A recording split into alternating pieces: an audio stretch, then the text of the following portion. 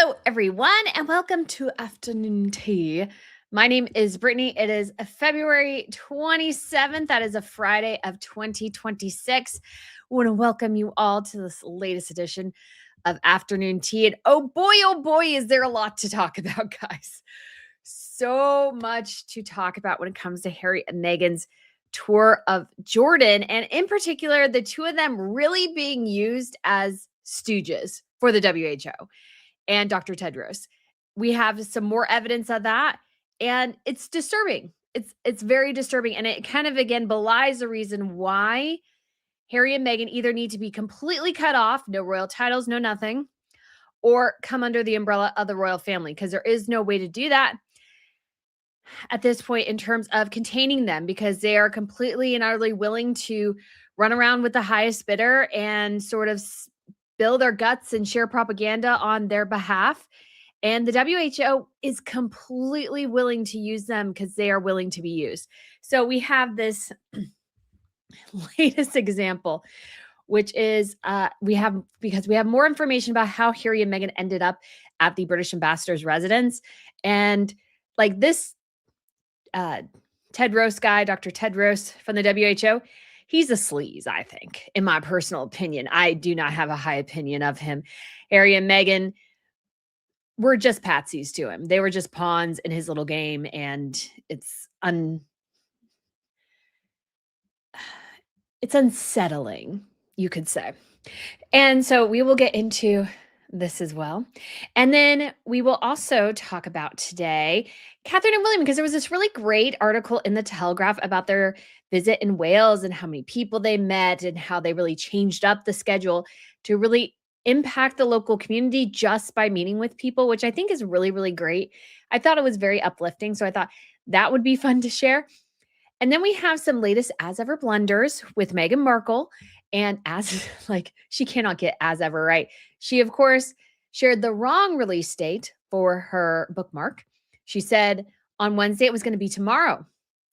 Tomorrow was technically supposed to be Friday.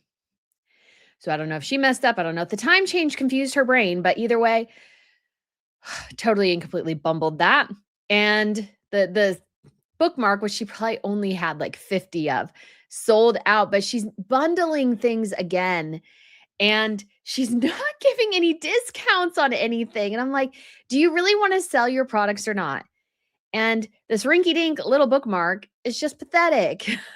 Like, you get, again, the increasing view of a pathetic, meandering, flatlining brand that Meghan's just kind of desperately creating random bundles to attempt to sell things. But it's like, you need to offer discounts. She did it like one time, but she won't do it more. And it's like, the only way you're going to get your products to really move is to actually discount them. I'm sorry that if you have, again, we know she has upwards of 600,000 plus pieces of inventory to sell.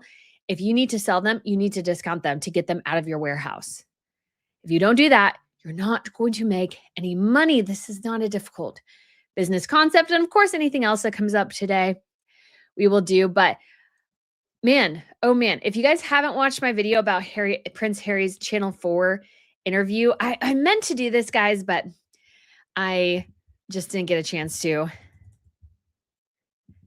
because I needed to actually clean up my kitchen today because it was so bad. But I want to see if we can get this Channel 4 Prince Harry interview. Harry. I just want to see here real quick. So bear with me for one hot second, because what I want to do is I want to get to the point in the video where he's beginning to get on screen and just make the speed really, really slow, because then we can see sort of how horrifically awkward Harry is. So let's maybe get back half a second here, because I think that's maybe some good. Let's go as low as we can go. 0.25. All right. So let me share this here real quick. And I just think it's some good context here, because Harry is, you can tell, horrifically awkward in this interview. And the beginning of this is really awful. So there is no sound because it's going to be weird. But so he's kind of setting it up. And then watch as they switch to Harry, and watch Harry's body language and how awkward it is. Look how awkward this guy is. He does not look comfortable. He doesn't look like he wants to be there. He doesn't look like he knows what to say. It's just genuinely very, very bad. And it's kind of, went back to the beginning, kind of ridiculous that he's even there if he's that uncomfortable. If this is not what he wants to do, then yeah, no sound, because if you slow something down really low, the sound comes out super awkward. So there is no sound here. I mean, look at Harry's body language and then how we may have missed it, but look, he looks to the doctor as if to say, what am I supposed to say? His shoulders are hunched, looks back again. I think he looks to the doctor one or two more times, maybe here. Yep, see, look, what am I supposed to say, doctor? What am I supposed to say? And then he kind of relaxes a smidge, but he has zero idea what he's talking about. And you feel how little he understands. So here's the reporting when it comes to the British ambassador. So Harry and Meghan on their website, Sussex.com, said, yeah, and we attended, it was an event related to kind of around Ramadan and those sorts of things. Sorry, I said those sorts of things, but it's sort of the ending of Ramadan. And so they were invited for iftar. I'm not familiar with that, so you'll have to excuse me. So it says at sunset, the Duke and Duchess of Sussex joined World Health Organization officials and embassy staff at the British ambassador's residence for iftar, the breaking of the fast, as one day closed with a renewed sense of urgency and resolve. So, according to reports, the government has said that when it comes to Harry and Meghan actually attending, they weren't invited. It was the head of the WHO, Tedros, who brought them. And this is obviously using Harry and Meghan maybe as a battering ram against the Brits to make it awkward, something. I don't know what the aim was, but to me, this is really skeevy on behalf of the WHO to go, we know there's like problems and issues, but you know what? Come to this event with us so we can discuss what? Harry and Meghan have nothing to offer. Like, what if Harry and Meghan didn't have the invite? That should have been like Captain Obvious that they weren't invited. So it's really, I think, skeevy of Dr. Tedros to invite them. Like, he gives me, the more I think about it, the more skeeve he gives me and the more manipulation he gives me. And so, oh my goodness, it was just really, really bad. It was just very, very bad. And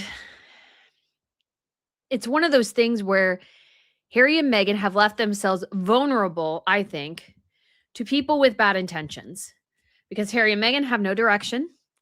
They don't know what they're doing. They are desperate for validation. They're desperate for money. They're desperate for various things. And so what this ends up with is situations where they make themselves vulnerable because people see, oh, I can use them. And frankly, smarter people like Dr. Tedros were able to manipulate the situation to their own end. And it's just exceedingly bad look. And it shows how much Harry was shielded by the royal apparatus, and he doesn't understand that.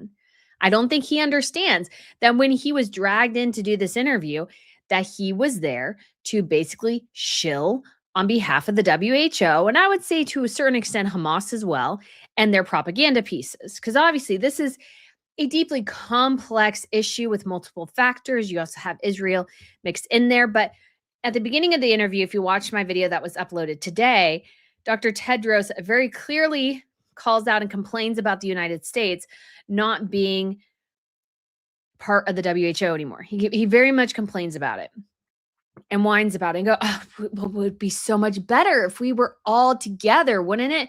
And so Harry coming in, even if he's not specifically, you could say, asked about the United States, being connected there, the questions that were asked by this presenter with a very, very clear political agenda. And to say for Harry to stand there and go, "Oh, we're just trying to raise awareness," basically. How? Explain to me how you're raising awareness because I don't see it. I don't see awareness being raised. This is what we have for Harry and Meghan. I mean, Meghan has not even done an Instagram post. We have this learning from Jordan, health, healing, and hope. Oh, the gosh darn Oxford comma. So they just basically kind of describe their day. And then you move over here. Inspired by Jordan, frontline humanitarians, healers, and community leaders. Oh, we rhyme now a little bit. And this is all we have. Like, how is this raising awareness? Really? It's not raising awareness at all. I don't think it's helpful. I don't think they're doing anything to, let's say, actually raise awareness. Yeah, Ruth is right here. Turn up, do nothing. Exactly. That's what they're doing. That's what they're doing. Turning up and doing just absolutely nothing is a very good description of Harry and Meghan here.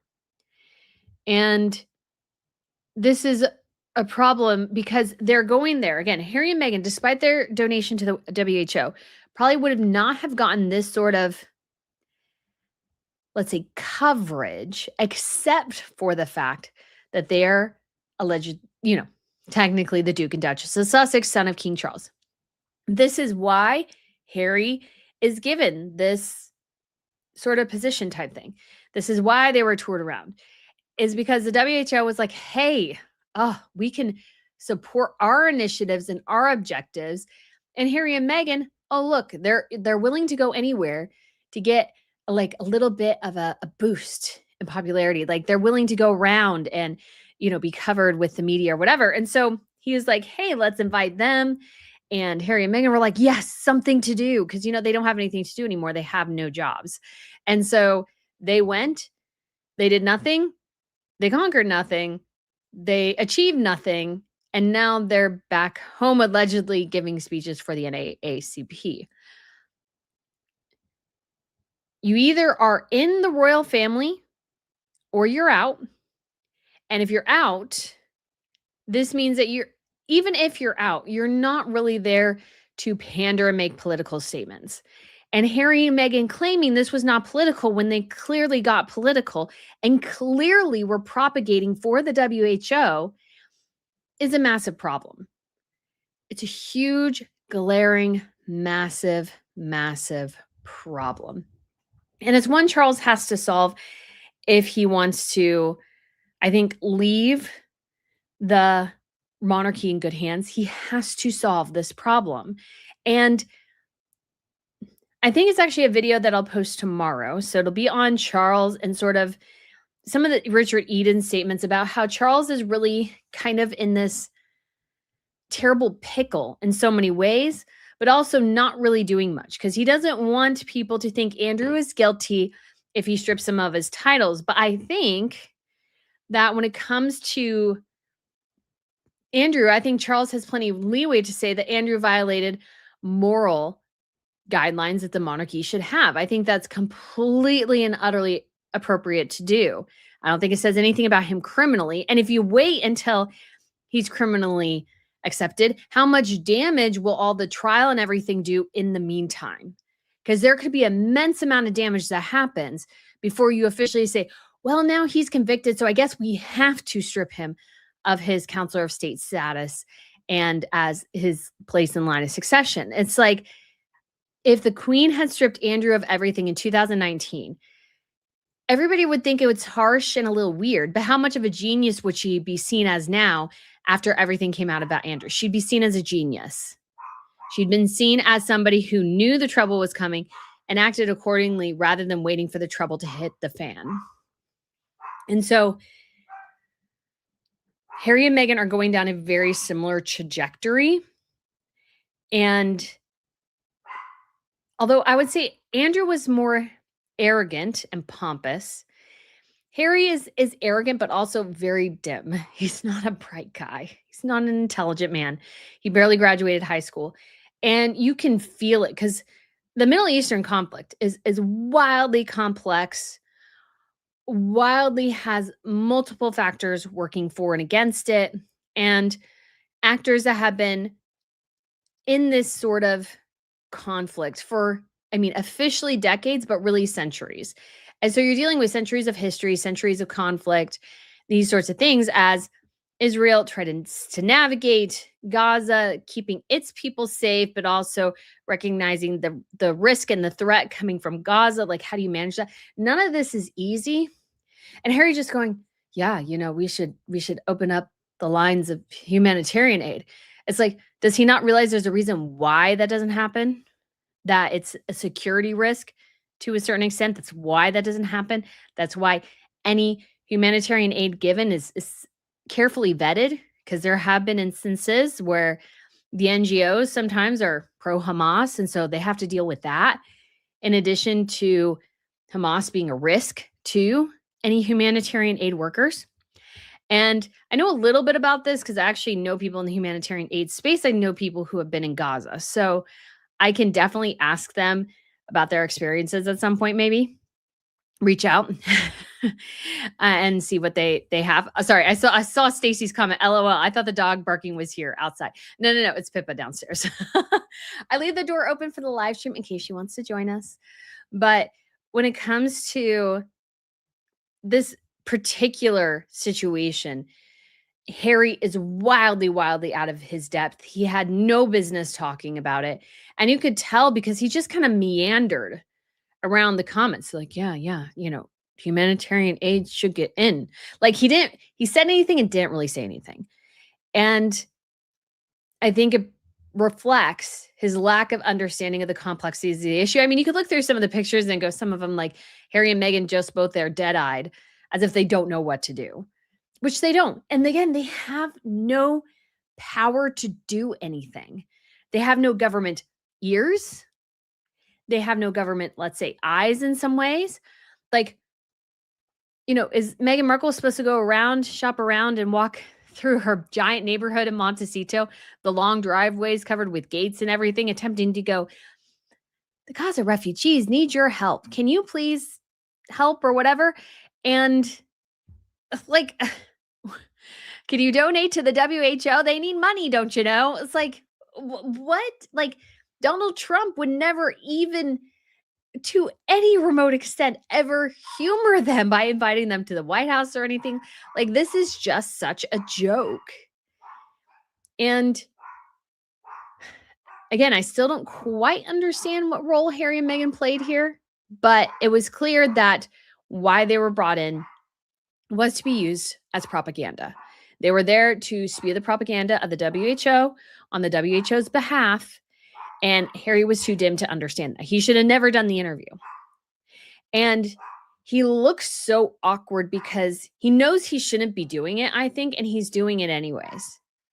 Which again is a massive problem. If you know you shouldn't be doing it, if you know this is risky, if you know you don't know what you're talking about, you shouldn't be talking about it.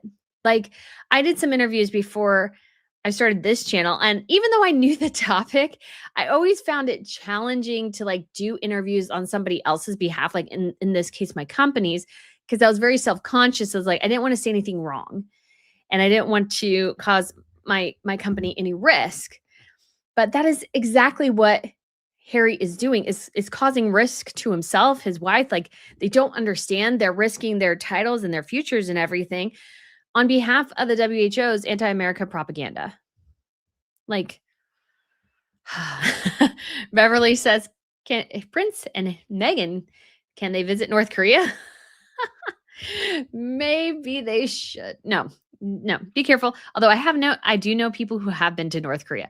Like, the guy I used to work for, I think he's been to probably about every country you could possibly imagine, and the most dangerous ones. Like, he was always in Rwanda after the genocide, Kosovo, like South Sudan, those sorts of places. So he's been in crazy, wild situations. And so I'm sure he would have stories for like absolute days. But knowing the NGO space, knowing that a lot of these international organizations, yes, they do good work sometimes, not that they don't, but there's so much corruption in a lot of the NGO space, so much waste of resources, of goods, of money, of these sorts of things. And so Harry propagating on their behalf is just insanely stupid. Like, don't get into it, don't engage. And Harry obviously didn't do his research, or there's not people protecting him. And both are bad. Both are bad. And so, Charles, again, yes, I understand. I know people keep whining. They go, oh my gosh, but Brittany, Parliament has to do whatever. Charles can't just strip Harry willy nilly. But Parliament won't move unless Charles tells him, I'm okay with moving. And what we've seen from Charles is this kind of willy-nilliness. He doesn't want to fully commit. He won't even fully commit on Andrew. And Andrew's like a slam dunk because, he doesn't want to mess with the line of succession. But you know what? You've created a situation, both you through the raising of your son and your mom through the raising of her son, a situation that could undermine the monarchy as a whole and is undermining it right now because cosplay royals damage the whole. So to protect things, you do have to be a leader here. And that means being decisive. Because what I thought was really interesting, and I did include it in my video, again, that I'll upload tomorrow. But one of the interesting things I sort of thought about is that when it comes to the government, because Richard Eden keeps saying there's sort of a government plot to reintroduce Harry and Meghan to the royal sphere. And I could think that that is somewhat true because that was the speculation of why they were at the ambassador's residence. Although the Foreign Office was very clear to say, hey, Harry and Meghan, we didn't know they were going to be there. That wasn't the intention, whatever. And I can believe it. But here's the interesting thing. If there is a government plot, why does a government plot potentially exist? It exists because Charles is weak. What the government is doing is exploiting his weakness and his indecisiveness to push their own agenda. Because I don't think they'd be able to push their own agenda if Charles was standing strong and saying, I want X, Y, and Z done. Yes, I understand these have to go through methods of parliament and these sorts of things. And I'm more than willing to come up and testify and explain why I think these things are important to the monarchy and these sorts of things. But Charles being weak means that people see an opening to push their agenda rather than Charles being able to push his.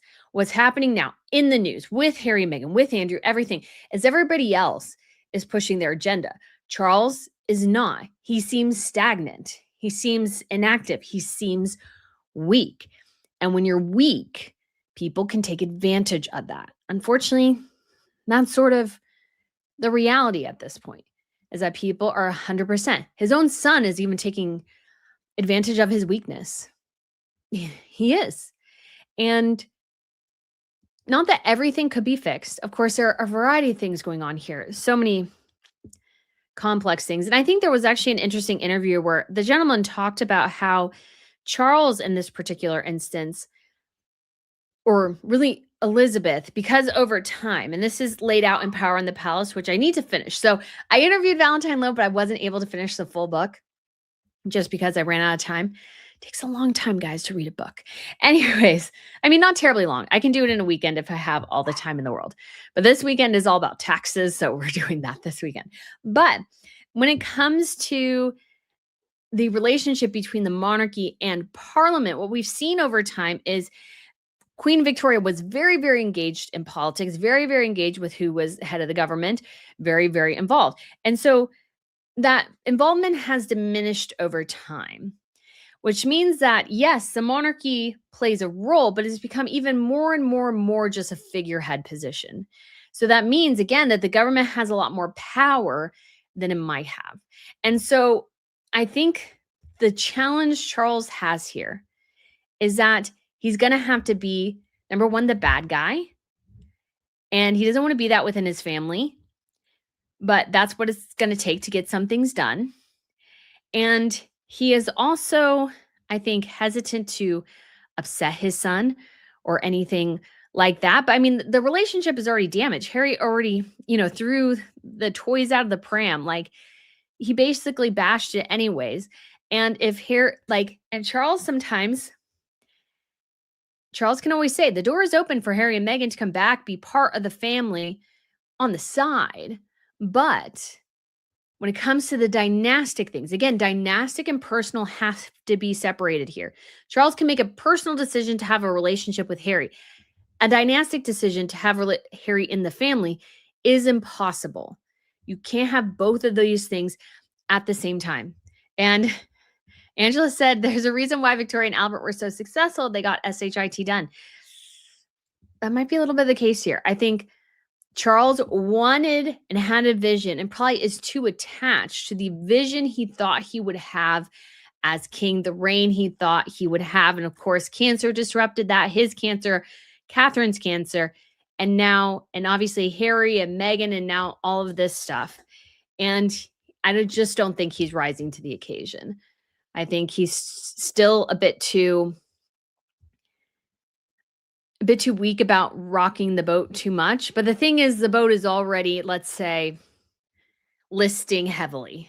The boat is already listing heavily, and Charles is just there kind of changing his position. So the boat is listing this way, and he's like trying to stand up this way, and it's just not going to, it's not something that can be sustained. The monarchy has to change.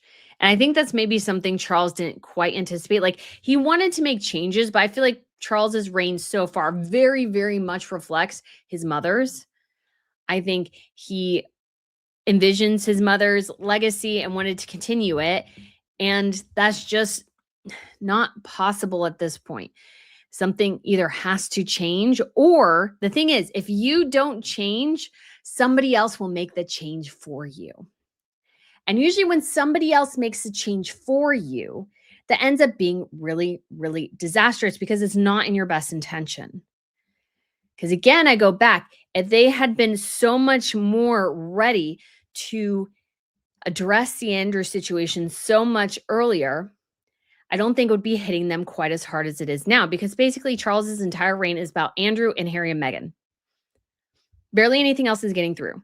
And that's partly because Charles is not a particularly popular guy. He has, I want to say it's in 50s, 60s, like he's not a super popular figure. He's just not. His wife is not super popular either.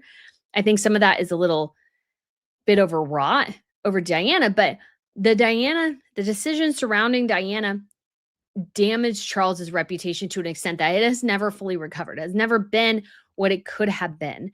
And Charles, I think, and maybe this is ageist, but it is what it is. I don't think he has really the capacity to envision change, the change that needs to happen. And yes, obviously some people are like, well, you're just an American, you don't understand. But I think sometimes being separated from it gives a bit of a better perspective. And the reality is, you might love the monarchy. Again, they might do anything and you would love them regardless. But a lot of people aren't like that. And there's a lot of people biting at the heels of Charles to bring the monarchy down.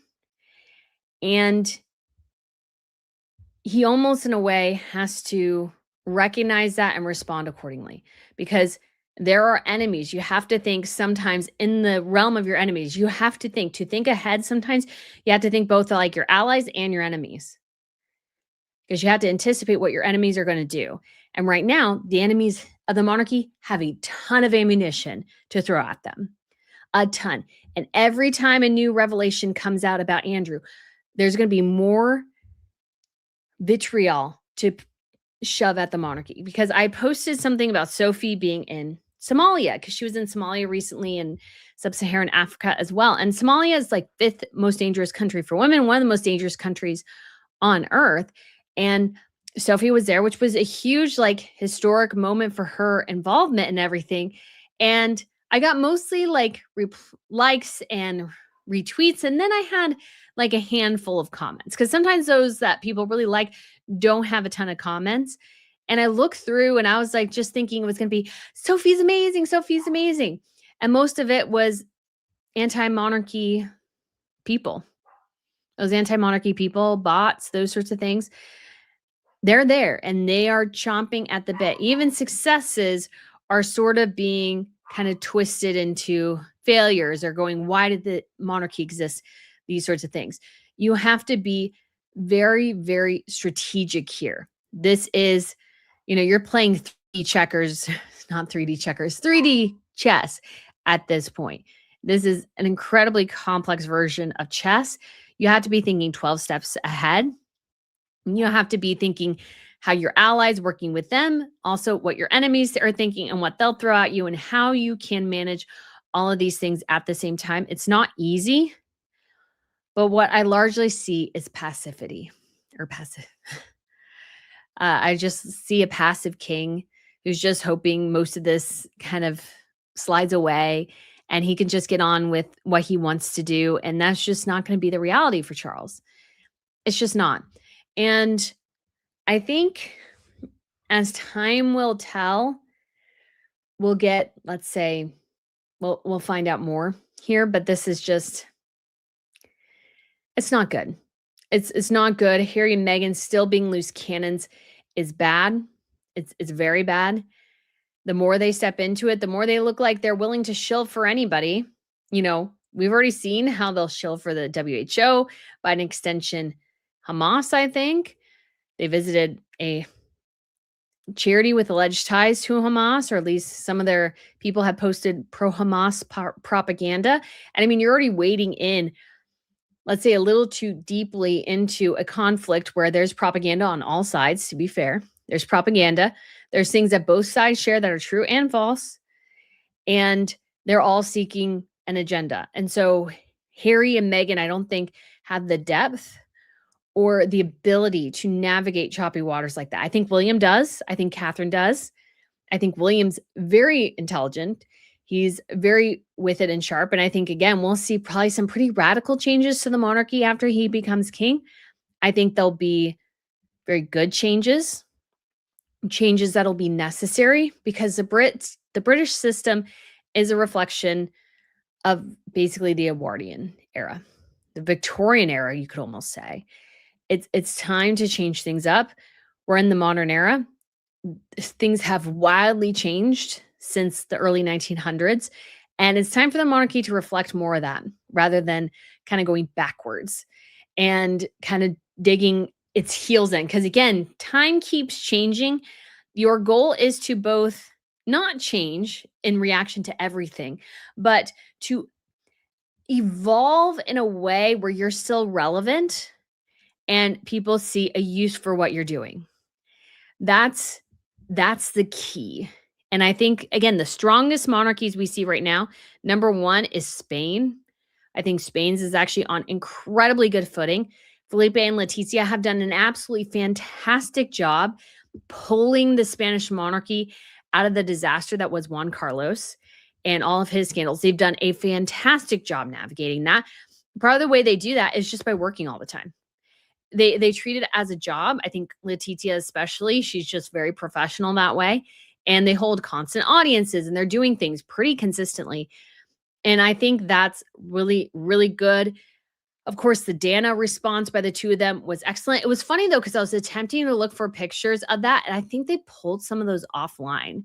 But they were some amazing pictures of the vitriol, like generally the government was receiving, and how the royals responded to that. I think cemented their status as one of the strongest in the European Union.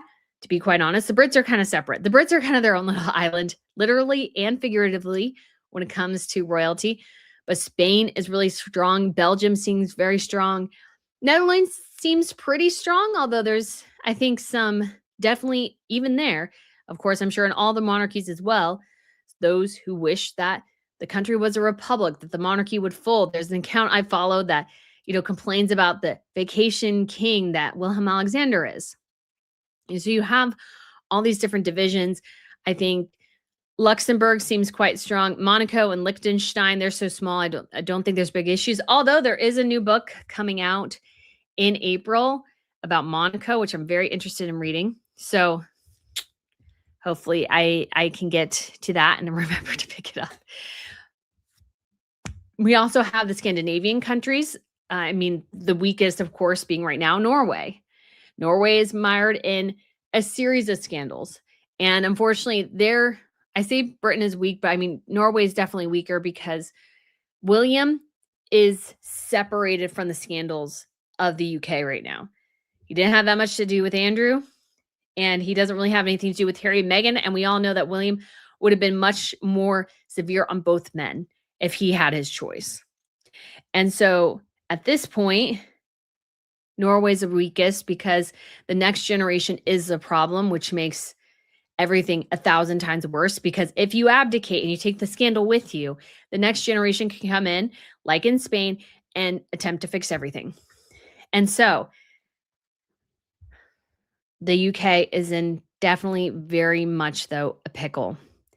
And Charles just doesn't seem to be the king of the times.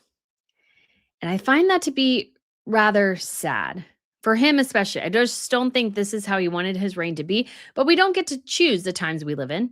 All we can choose and do is react to them as we are in them. So, guys, that is all I have here for that little bit of the video, but let's go ahead and we have some super chats that came in.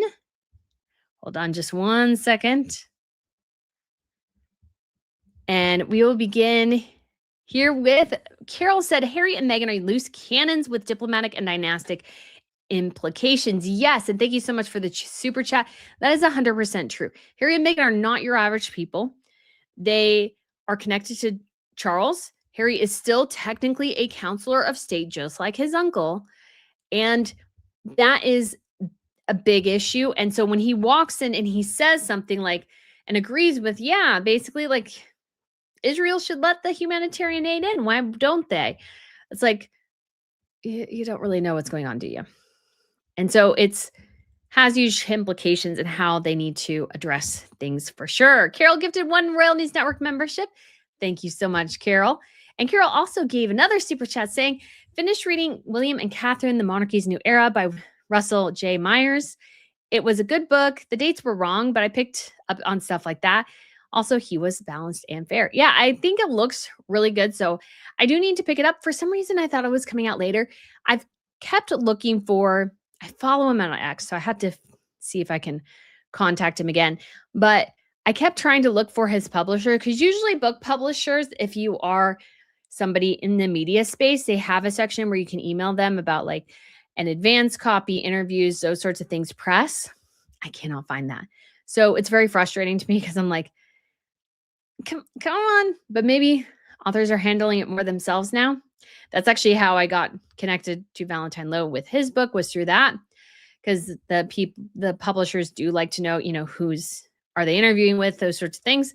So I will have to work and get that taken care of, because I kept trying to work on it, and I was working on it last night or the night before, and it just wasn't working. But we will get there. I look forward to reading it, though. DizFan says, no, and thank you so much for the super chat. No trying to sound political, but let's not forget they went for an agenda, Meghan's agenda. Just my opinion, the ambassador should be fired. I mean, I don't think he should be fired, but it's awkward when, because he has to be a diplomat. And yes, I think he was maybe overly diplomatic to Harry and Meghan at the WHO meeting, but to invite them and not maybe tell him that they were inviting Harry and Meghan to this event is, of course, problematic. What is he supposed to do? Kick him out? Like, that wouldn't look very good. He was, to be fair to him, he's between a rock and a hard place. But Harry and Meghan, obviously being able to say, yes, we went to the British ambassador's residence, trying to cement their credibility is, again, problematic. That something like this was able to happen is, of course, very, very not good. So again, this is why Charles needs to figure this out. All right, Gretchen, thank you so much for the super chat. Said, I understand wanting the Sussex titles pulled, but there's something to be said for staying out of the way when opponents are damaging themselves. I mean, I do agree. I understand kind of leaving them alone. Like, I understood that a little bit. However, especially when Harry and Meghan are dipping their toes into political waters, that's where it's like, okay, they don't seem to just have, unfortunately, you have to stop them because they won't stop themselves. And so you have to go further than you would like to, just because, oh my gosh, they're talking to. And reflecting on the WHO and all these statuses and stuff, which they don't have a right to do. And sometimes you have to step in and you have to go, no, you're not going to talk about this. You don't have the right to talk about this. And so that's kind of the thing. But because the more this Harry and Meghan damage themselves, the more to an extent they are also damaging the monarchy. So that would be my thought there, Gretchen. But thank you so much for the super chat. Diz fan says, curious to know what the poll numbers favor in the monarchy, especially after the news last week. What are your thoughts? I don't think we've gotten a new updated YouGov poll yet, because that will be very, very interesting. That'll be very, very interesting. Let me see here real quick. Sorry, I went up to, they have done a poll of if the news of Andrew's arrest is bad for the wider royal family, good or bad. Some 20% say it's good, 46% say it's bad, 22% neither good nor bad, 12% don't know.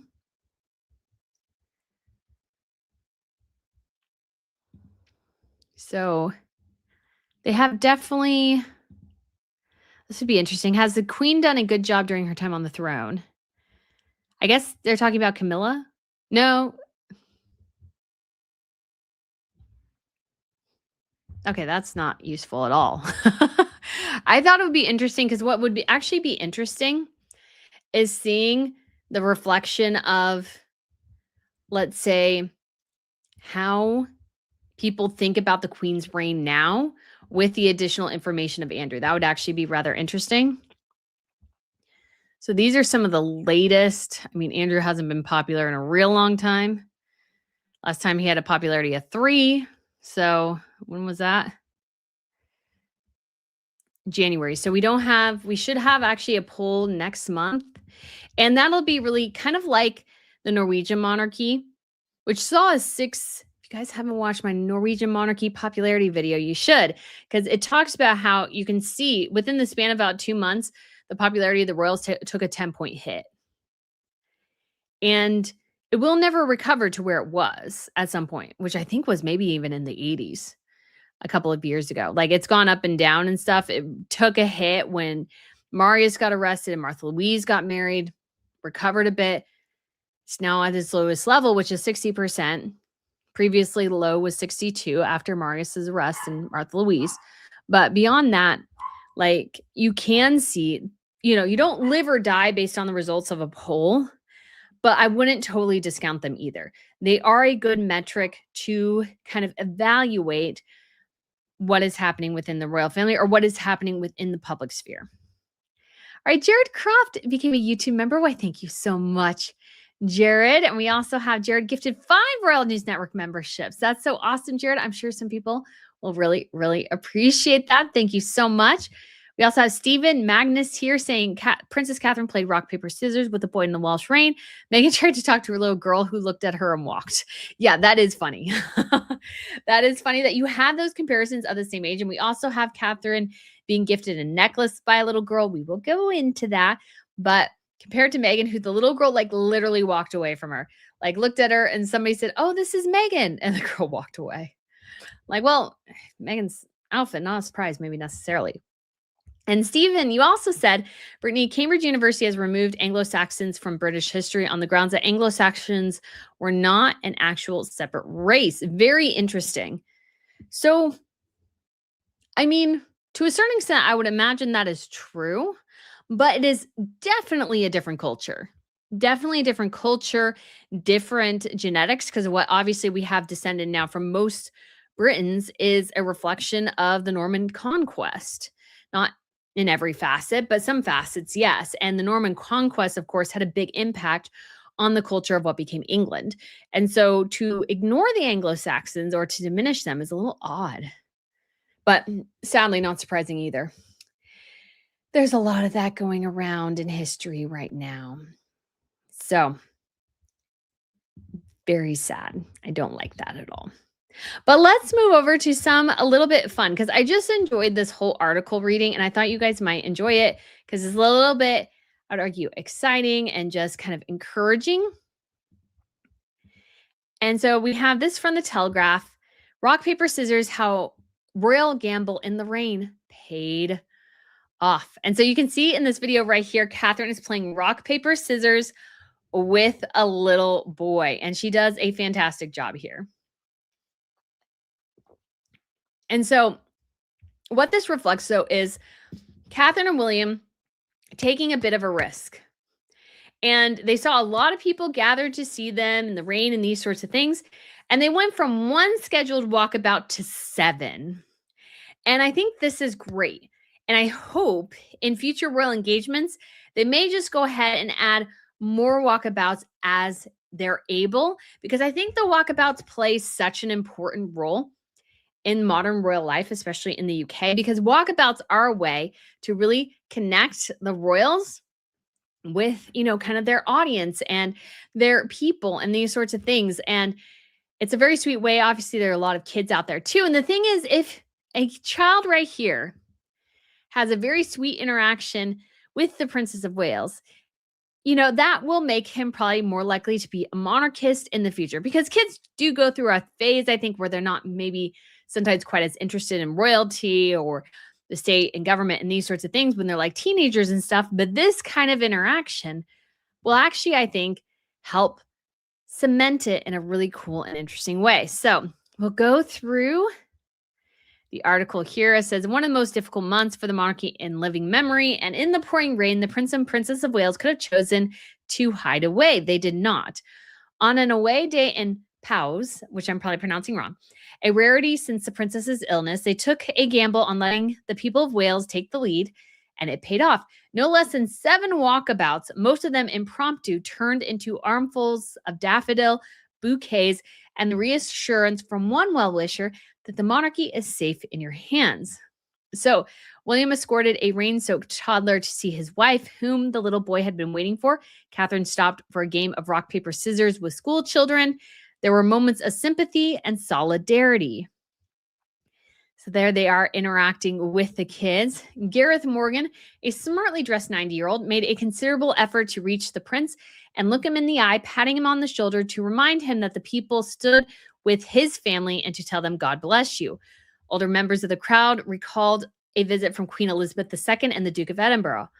We're big supporters of the royal family, one person said, standing with neighbors in a sea of umbrellas. There, in a second venue in town, in Newtown later, was every chance that the Prince and Princess of Wales would be subject to hecklers, as the king has been recently, or protest banners. The Epstein scandal and the arrest of Andrew loom large in the wider world, but the little let up as Prince William's uncle waits to find out whether he'll be charged. In the Welsh town of, I'm not even going to attempt to pronounce that. No one mentioned it. So I think this is really interesting, because what this tells me as well is that Catherine and William just don't have the association with the Andrew crisis, scandal, these sorts of things. Catherine and William are very much removed. And if William was king, of course, that would not be the case, because he is king. He would be the leader. It would be his choice. But at this point, William is not in that role. And I think, honestly, people just like Catherine and William better. I think it comes down in some ways to just that. They like Catherine and William a heck of a lot better than they do Charles. So, says the Prince and Princess were there to highlight volunteering and community projects, visiting a cafe, art class, forge, garden, theater, kitchen, and a market space, and a whistle-stop tour to the Hanging Gardens Community Hub. Kensington Palace had factored time into the schedule for a walkabout at the end, mindful that residents might hear about the engagement and want a rare visit from royalty. There were so many people in the end that the Prince and Princess took matters into their own hands. The princess spotted small children soaked through in heavy rain and shivering, and ran to them full of sympathy and smiles. The prince told aides they should do the walkabout sooner rather than later so the people could get inside to the warmth. I'm so sorry, he said repeatedly, joking that they usually brought the sunshine but had failed that day. And so this is a sweet little video of this girl. She actually has the necklace around her neck. I'll try to catch the video here because it's on their Instagram. So she takes the necklace off her neck and puts it around Catherine. And Catherine's, of course, very, very game for that. And again, these optics are magnificent. These are magnificent optics. They shook hands outside the cafe, posed for selfies, and hearing how local hair salons had closed and children had practiced songs for their arrival. Inside, they watched a welding masterclass, painted signs for a forthcoming arts festival, and sampled local produce. If I'm offered a glass of cider, I'm having a glass of cider, William said. And Catherine enjoyed palm orange, juice made from pomegranate and orange. Catherine pretended to be frightened as a 3-year-old boy roared at her like a lion, waving a Welsh flag he had colored in. She gently tempted 7-month-old baby Arthur away from chewing his mother's business card and patted a little girl who clung to her leg, keeping her close in the wind. William asked for song recommendations to add to his playlist of Welsh songs and turned Welsh cakes on a small girdle as part of the preparation for St. David's Day on Sunday. As the children's choir sang a moving Welsh language song about their local area, he seemed to blink more than usual, swallow hard, and told them their voices had been soothing. The first engagement ran 50 minutes over schedule. And if you know anything about royals, they're very obviously rigid about the schedule. It reflects security and these sorts of things. And so they tend not to linger super long. But the first engagement lasted over 50 minutes was definitely different and shows, again, Catherine and William looking at this whole thing a bit differently. As they got in their car to go to Newtown, it became apparent that many hundreds more people had been waiting in the rain to see them along the main road. Oh, I really hope they stop. The children are soaking, one woman said, watching the small convoy slow down. The doors open. Oh, they are. Oh my goodness, this is just wonderful, she said. The prince and princess split up, making their way down opposite sides of the road to cover more ground. Catherine made a beeline for the small children, holding homemade pictures of them both, while William gathered daffodils, attended for his wife with good humor. When one little boy in a blue dinosaur coat told him he was waiting for the princess, William took off to find his wife and cleared a route through the police and press for him to talk to her. "Oh, thank you," Catherine said. "Very nice to meet you. These are lovely flowers, aren't they? I love daffodils." Someone also came out with a butcher's offering of a whole leg of Welsh lamb. I love that detail. I love that detail. Somebody's like, "I will give you a rack of lamb." I'm really curious if they took that or not. Oh my goodness. Sorry, I just think that's so cute. That like somebody's like, "Here, take this lamb leg." But it just shows, again, the connection the community has to them, how excited they were to attend, and how Catherine and William, taking little moments to have a greater connection to the community, made such a great impact.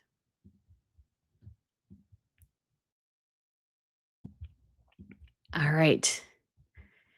A second engagement in Newtown, the Waleses were taken to Oriel David's Art Gallery and the Hafan Yer Afan Community Center. Leonie, 7, was seen screaming, "Kate, Kate," as the couple arrived by car and later presented the princess with a bunch of flowers.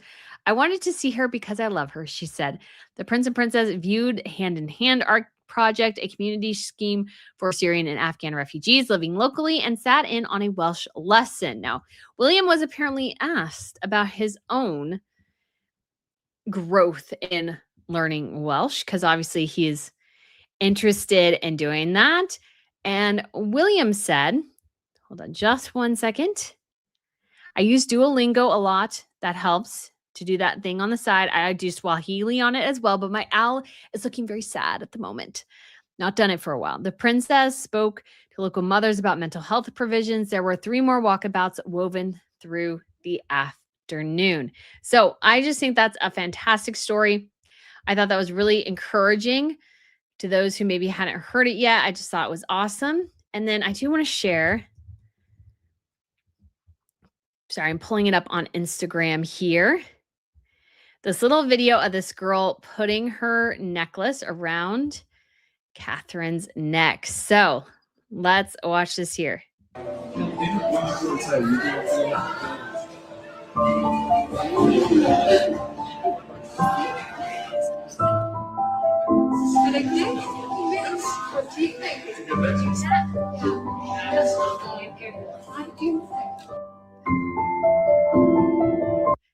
That is love it so much. Love it so much.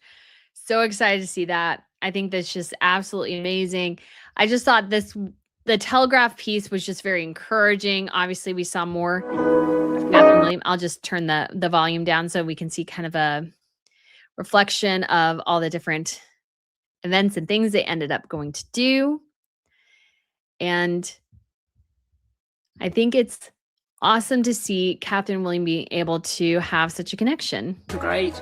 Arts, nature, land, food. So I don't know if the song is copyrighted, so I'm just taking the sound off, but you can read the comments right there. And you can see obviously them in the rain quite a bit, like pouring rain, not normal rain, guys, but pouring rain, which is crazy. And then that same little girl also gave William a daffodil, a handmade daffodil to wear, which he gamely put on, which I think is rather awesome.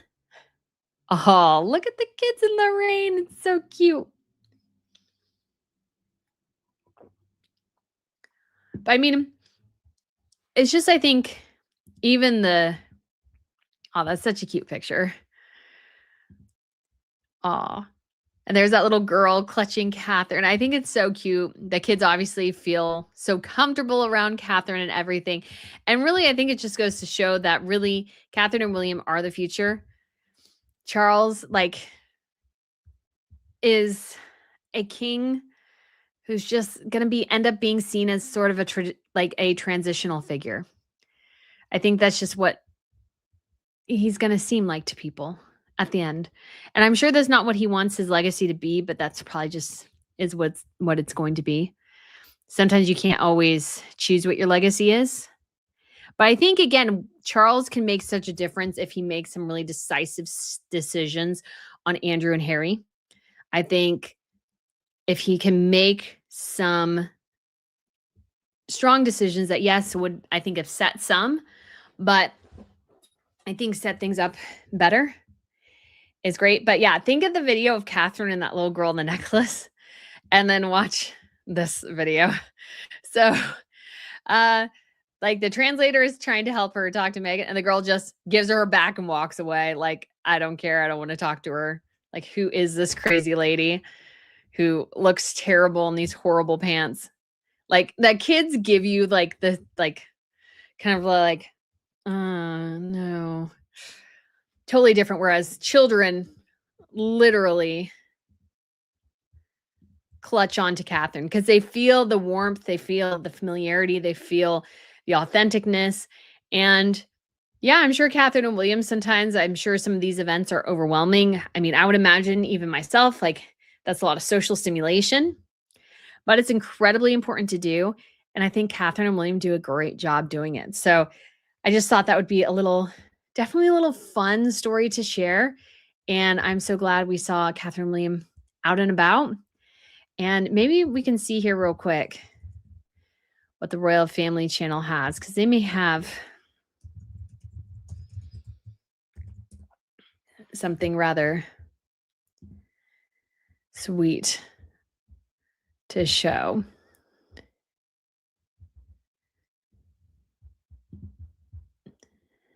All right, so we saw that video.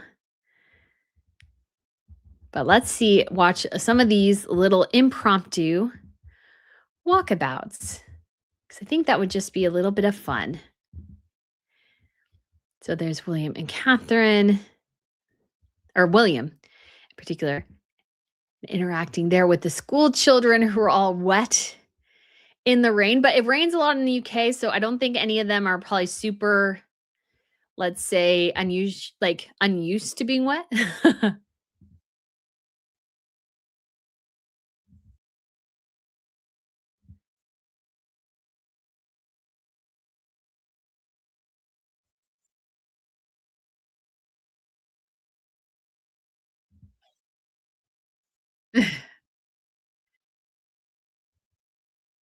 Oh, little girl's a little scared. That would be very overwhelming because there's a lot of people in the crowd. There's Catherine's assistant.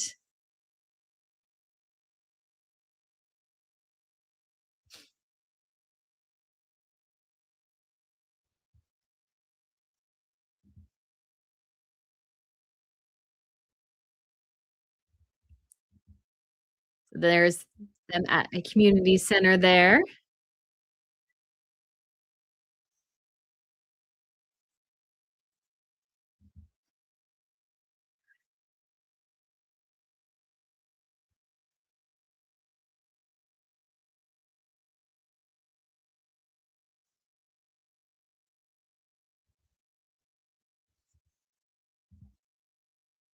That's so cute. Still the cutest.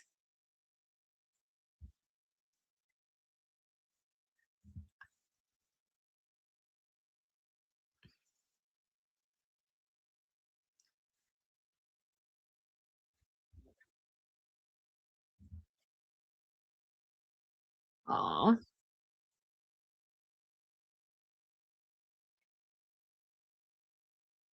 so cute.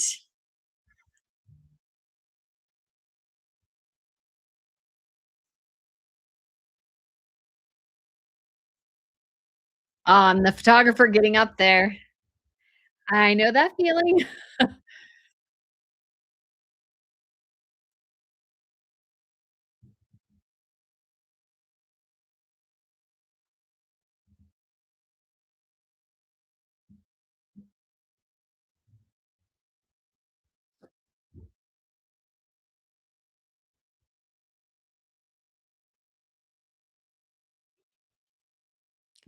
Aw, it's just so sweet. And there's, one of their assistants guys.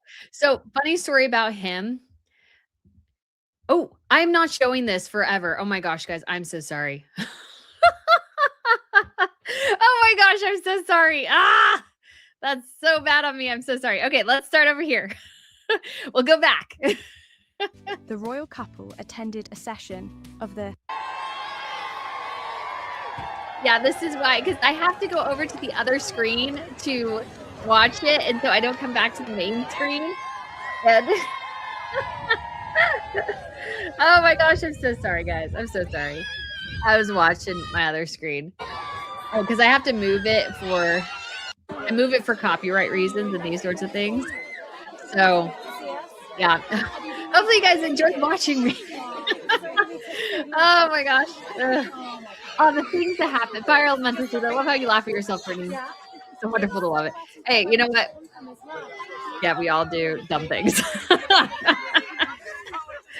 Oh my goodness.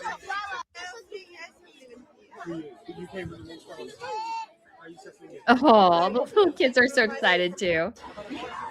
So we can see different aspects of the video this time. So I do have to skip around because of copyright. So I kind of keep it a little short.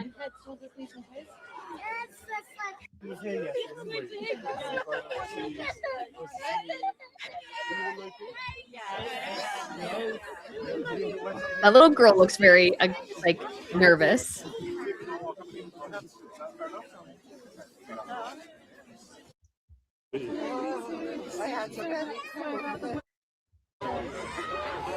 Sorry, and that's not me. That jerkiness is not me. It's the video.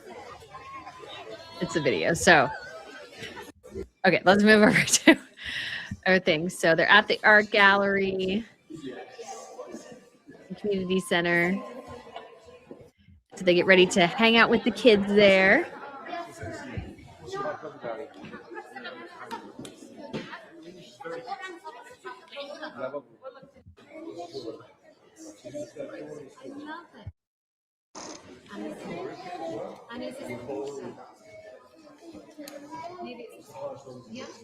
On the sky pan.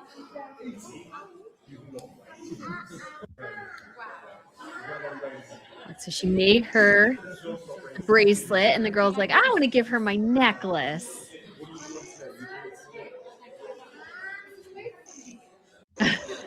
That little girl is the happiest she's ever been, I think. I think that was just joy on her face. It's so cute.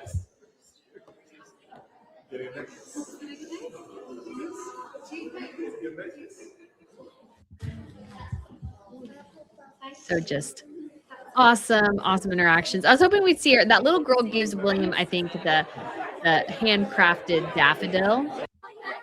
So we'll come out. Sounds like they're singing in Welsh to them.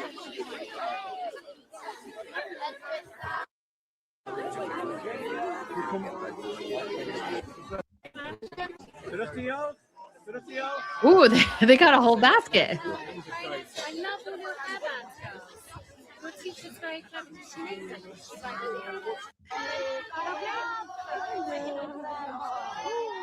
Oh. Oh, then there's Catherine's personal assistant. You can tell she's been caught in the rain quite a bit.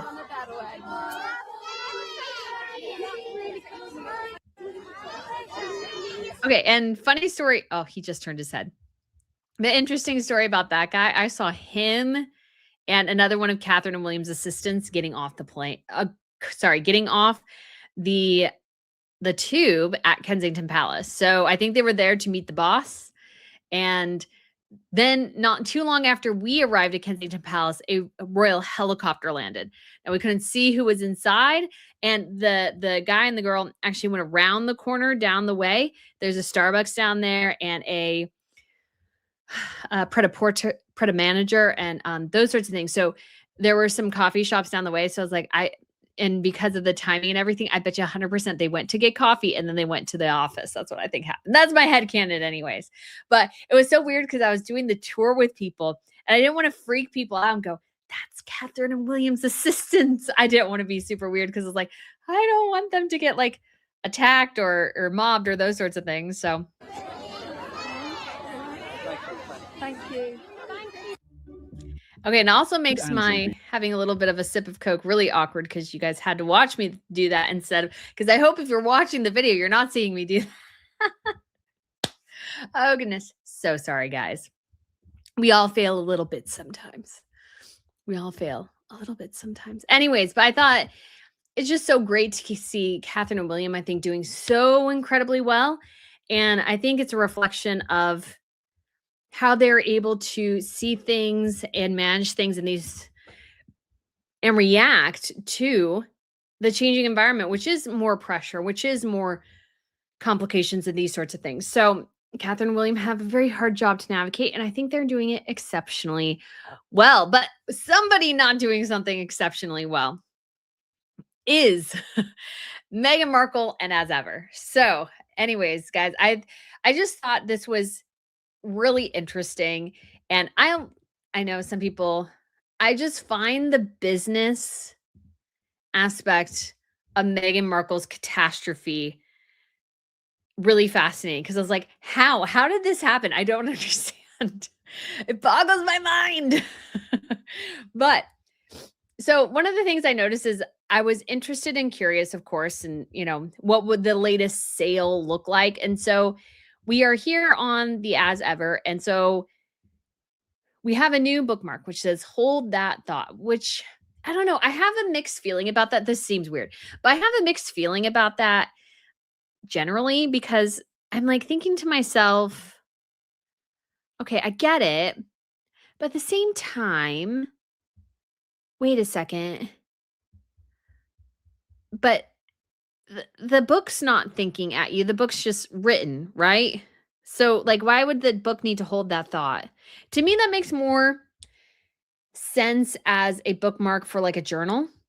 That to me would make more sense.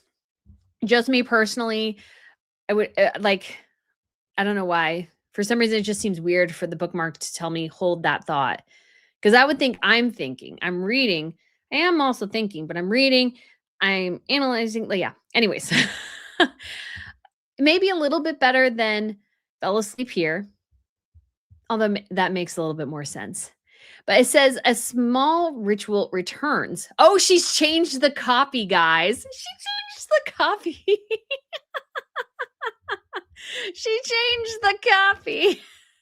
Oh my gosh. Okay. So, okay. We're going to have to sidestep here a bit because just wanted to point out here. So maybe the jet lag got to Meghan because she's apparently the only one managing things. So this is the initial Instagram post that I caught. It says a day ago. This was posted yesterday. So you can say 7:34, February 26th. It's February 27th. And so this was posted on February 25th. It said, a small ritual returns. A new chapter begins. I hate her copy on this brand so much. I hate the copy. I hate the copy so much. I don't know why. The copy is just horrendously written. It says, hold that thought. I don't know why we're capitalizing the H. Everything else is lower. I don't know. I would say capitalize the T though, too. That's just me. Launching tomorrow on As Ever. 1 day ago. It did launch 1 day ago. And now, guys, she totally went in and changed the copy. Edited.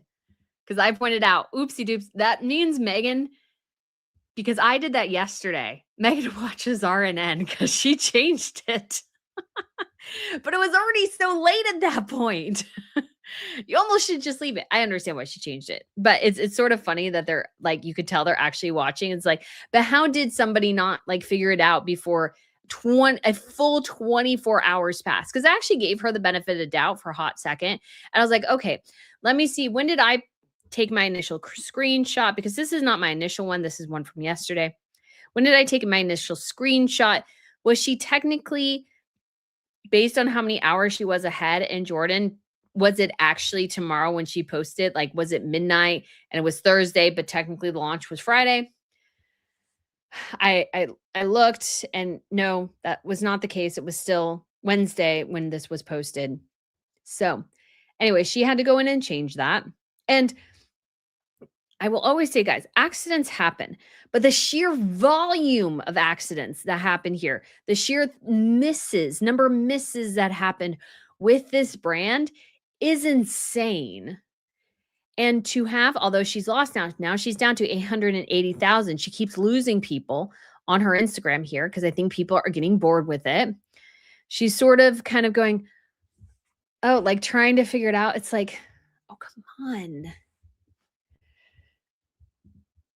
You should not be having this sheer volume levels of mistakes. So Clifford asked, what did she change? So she changed the wording from tomorrow, launching tomorrow, to Friday. And also, just for copy reasons, she does not capitalize As Ever in her other brand languages, in the E, but is capitalizing it here. You have to be consistent. And yes, it doesn't make sense, Meghan. It doesn't. I agree. It doesn't make sense, but that's how you created it. Oh, sorry. I heard a bunch of like dogs or something or.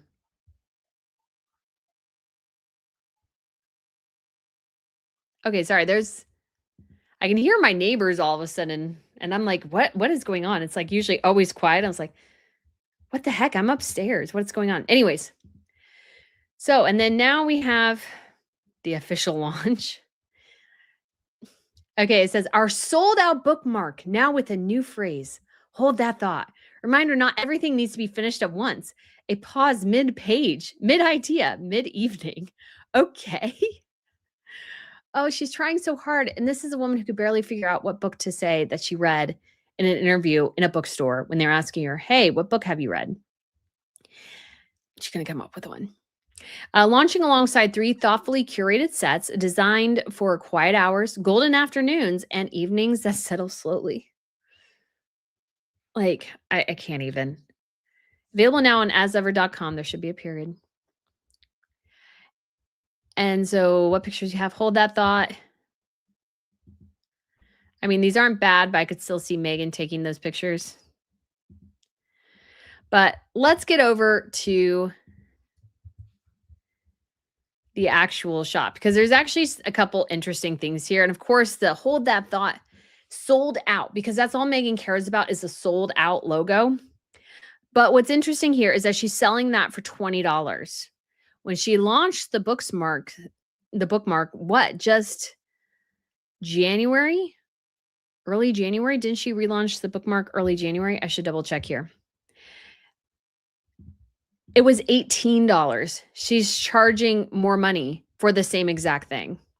$2. So apparently in a month, the price of a bookmark went up by $2. Now that's not a lot of money, but to me, it just kind of seems skeevy. It just seems a little sus, you know? Just, yeah. Like, why aren't you keeping it the same price? Why are we increasing our price? These sorts of things. Let me see if I can see when she originally. So, yeah, January 13th. Within a span of a month, Meghan raised her price $2. So, and the price on the website for the bookmark, the company that makes them, has remained steady.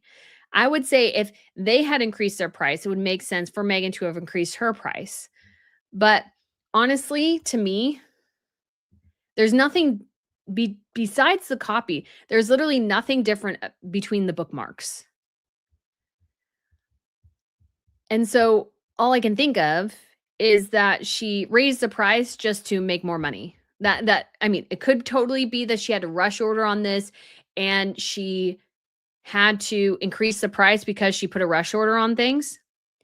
But in my opinion, if you launch something a month ago and there's only like a month and let's say a week or two in between two launches of basically the same thing, don't raise the price. It looks bad. It looks like you're price gouging.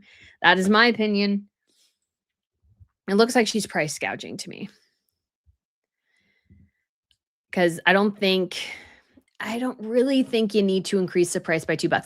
But this is also, again, the woman who bundled something together and charged you $3 extra. It's a product, again, she's actually taken off the website. So when we go down here and she has the bundles with the chocolate, well, she's taken, I guess, one bundle off now. But she used to have the chocolate sprinkle bundle on here. The chocolate sprinkle bundle was labeled correctly at $29. The other one was also $29. Technically should have been $26. She was price gouging. She was charging you an extra $3 for nothing.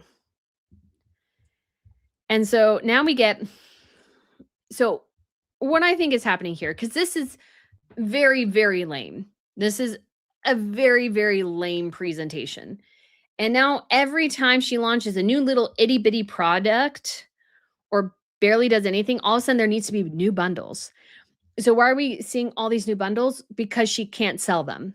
She's bundling stuff because she can't sell them. And she's like, ooh, I have this new product. So if you, let's say, do an incredibly small amount of bookmarks for sale just on their own, and then put the rest of the bookmarks with other products. If somebody really wants the bookmarks, they will be forced to buy a bundle to get a $20, really should be $11, because that's what it retails for on the original website, $11 bookmark, but instead pay $174 because that is the last way you can get the bookmark in case all these special limited edition things sell out. But the thing is, all those sets are priced as retail.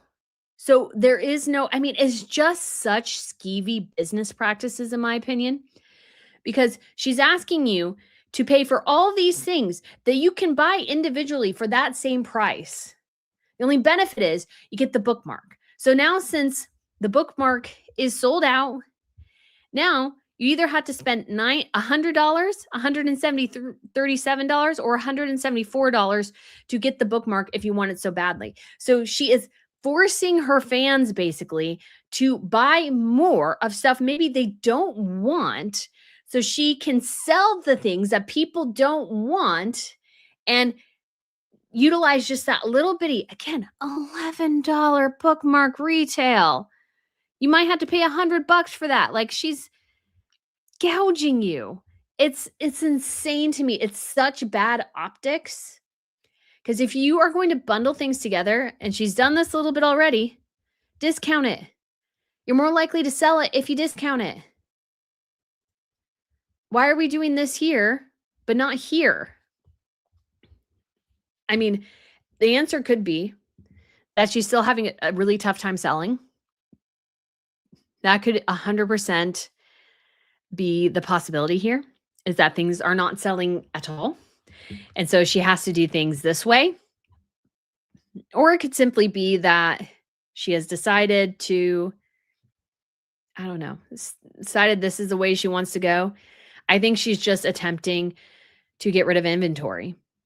And every little launch, I mean, this has been a weird year for As Ever, because we initially went with, I'm going to launch a collection and expect it all to sell out. Well, now none of the collection is selling out, basically. So now every time she introduces a new item, she bundles it together with other things to force you to buy more. And, her fans will do it. Maybe not that many because those haven't sold out yet, but she will get a sucker of a fan to do it. But I think if she does this too much and too often, she's going to end up ticking people off, because people are going to be like, okay, I have, 12 jars of honey. What am I going to do with 12 jars of honey? I just wanted the bookmark, and now I'm stuck with honey, tea, and a candle. They're stuck with all this stuff. And honestly, again, as somebody who could not even really name a book that she read recently in a library, naming this the Heritage Library set. Okay, number one. Although, I mean, people do this. But a library is not a place for a candle, because libraries are filled with books that catch on fire. So, would I have a candle in a a library room? Maybe not. But this library set, the Heritage Library set, what I tried to read the description, because I'm like, what is that even supposed to mean? Because she says the Heritage Library set is designed to bring a sense of warmth and intention to your routine. A candle lit before the first page, tea steeping nearby, and a bookmark ready to hold your place. Centered around that hold your thought bookmark, this collection pairs comforting teas with honey and soft candlelight, simple elements that transform any ordinary pause into a calming ritual. I mean, the copy, again, for this is horrible. Horrible. And I imagine she again is forcing people to buy more of her stock because she can't sell it to get this dumb bookmark. And I'm surprised anybody will do it, because this is lame. The Golden Hour set, inspired by the gentle pause between day and evening. Oh, there's a comma there instead of a period. Or this should be lowercased.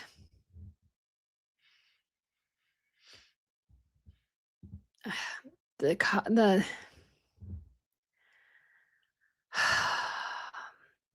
amount of editorial misconduct on As Ever is just embarrassing. It's embarrassing.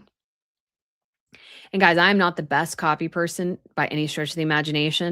And by copy, I mean reading and these sorts. I met somebody at my office once, because I used to work in a communications department, who had very strong opinions, a very complex understanding of grammar that I could never hope to achieve. I know the basics of grammar, of course, but the complexities of how you structure a sentence and everything, she knew the ins and outs of that. She was an amazing copy editor. And this is simple stuff to catch. This is simple stuff. But yeah. So yeah, this should be a comma, but this should be lowercase. Now, this is challenging because when you write something, this is why you write something in Word before writing it in WordPress, because WordPress won't give you the grammar feedback that Word will. Just pointing that out.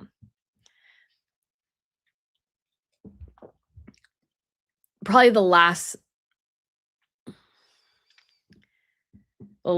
place you should fix things, everything should be done and then just put directly into. But anyways, Golden Hour set brings together and there's a golden hour also between morning, night and morning. In very early morning, there's also another golden hour. There are two golden hours. Because I remember I had a photographer with me and we were in Africa, and he If he had his way, guys, if he had his way, we would start every day at like 4 or 5 a.m. because he wanted to hit the golden hour in the morning and not have to maybe wait until the evening or be there in the middle of the day.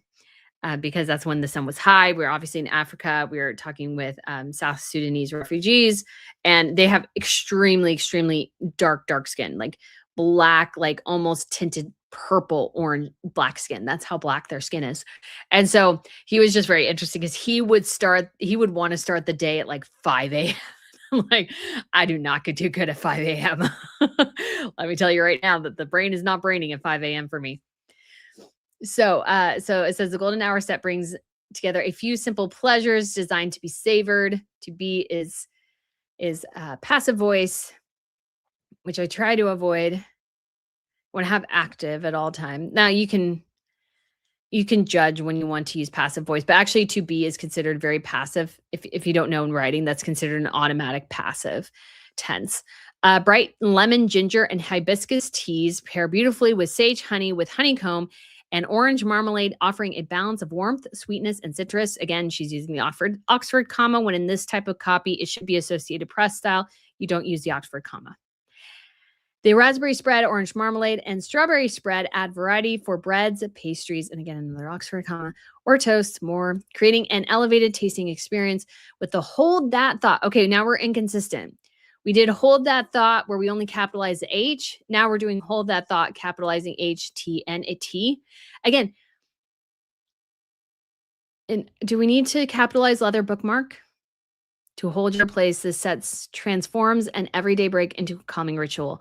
Again, the inconsistencies here, guys. So if you have a business or if you are a writer or anything like that, and I try to do this myself, and I should actually write it down, my own way of doing things for my brand. But so for example, companies I've worked at, they had everything went by Associated Press style, and then they had their own separate stylings for different things. So you stick to certain things for the Associated Press, and then there are like just quirks within your company that you consider and you keep that are against the Associated Press style. So I should create, especially if I want to write on Substack more, which I do, I need to create an entirely separate, like I follow the Associated Press, but I would need to create a separate standard for how I would write out things. Like I usually capitalize, like British royal family, I usually capitalize that. I usually capitalize state visit, which is not required by like the formality it gives it to capitalize it.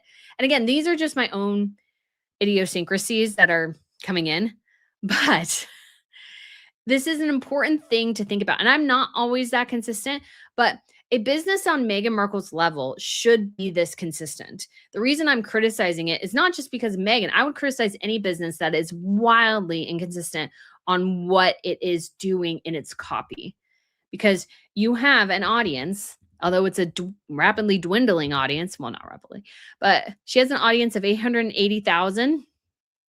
She has lost already 150 of those away. So she has 850 to go to drop down to 879. She is dropping down. And the quality of the brand is going way, way down.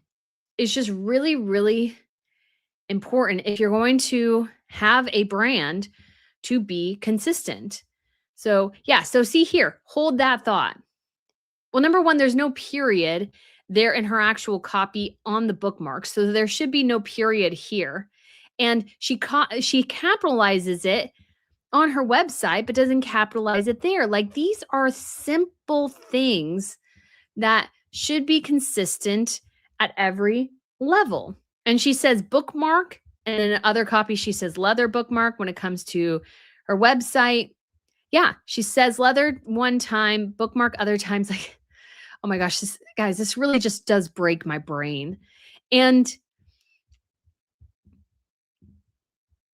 I know some people will think I'm way overthinking it and these sorts of things, but I overthink it because I have been in offices where these discussions happen, where people edit my work and go through and make a note on every little thing, because that is what it means to be a professional.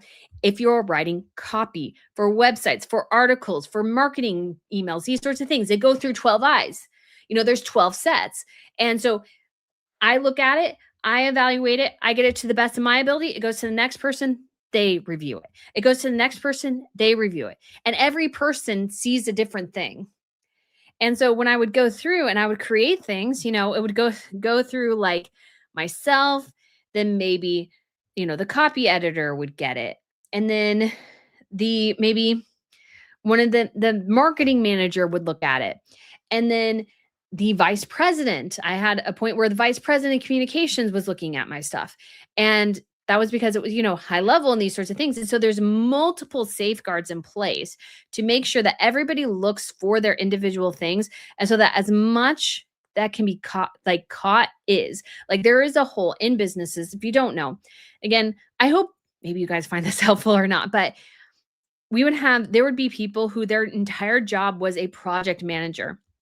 So you would put whatever your copy is into the project manager, and the manager would go through and make sure they got every person's approval on the list, gathered all the edits, do it again, and then it would make the rounds again. That's how competent businesses work. And that is how you would catch these kind of things. Those multiple layers are so important. Like when I was writing, it was a magazine I was writing for. Oh my gosh, we went through those magazine articles a gazillion trillion times. Again and again and again and again and again. And I'm not good at multiple edits, guys, because at some point I'm just like one and done, like moving on to the next thing. It's like a failing of mine that I don't do it better. But they would go through multiple copies, because once it's in print, like it's gone. You can't do anything about it. And of course, mistakes always get through. I always find it interesting when I catch mistakes, because I'm like, how did this mistake get through? But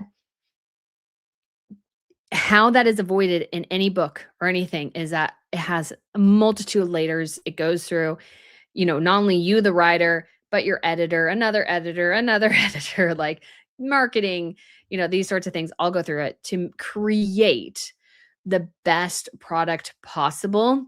And as ever, just seems to be the just outcome of just complete sloppiness. It's I mean, how do I put it? Like that she doesn't care. She doesn't care. Yeah. So it's just one of those things, because you don't want to definitely have a mistake being made that's printed. That's like a really bad one. Mickey Moo says, Brittany, you would be great in my quality management team. Why, thank you. I would not be the bestest. But I know enough. And again, this might seem very nitpicky, but this is like my brain that has spent time in these spaces knows how these things are very easily avoided. And these are very simple mistakes. These aren't even complex mistakes. These are simple mistakes that could be fixed. Okay. Are we referring to it as a leather bookmark or just a bookmark? And guys, I realize these questions might seem exceedingly dumb, but I guarantee you 100% this is what happens in marketing rooms like all the time. All the time. Copy editor room, all these stuff happen all the time like this. So it's insane to me that we're not seeing that, but I just wanted to see real quick here if the email itself was at all interesting. And this definitely looks like to me, guys, this definitely looks like to me another picture that Meghan took herself. Oh, I almost ended the stream by accident. Whoopsie. I was like jumping around.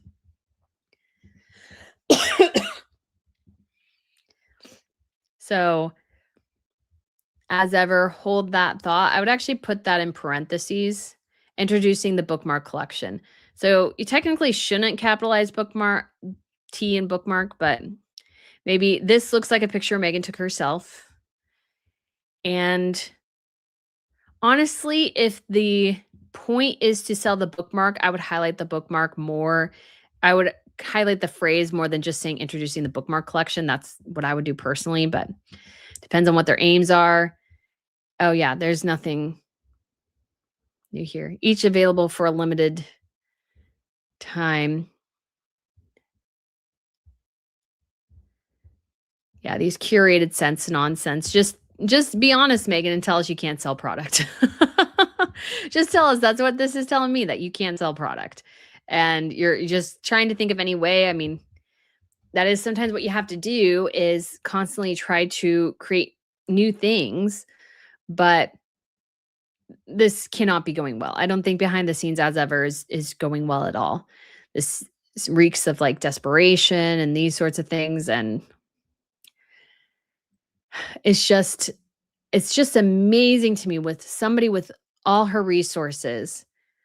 And you got to think as well, like if you're looking at Meghan from outside from a business perspective and you're picking up on all these blunders, at some point you're going to go, well, I don't want to associate with Meghan. She's not a good businesswoman. She can't even create like consistent copy on her website.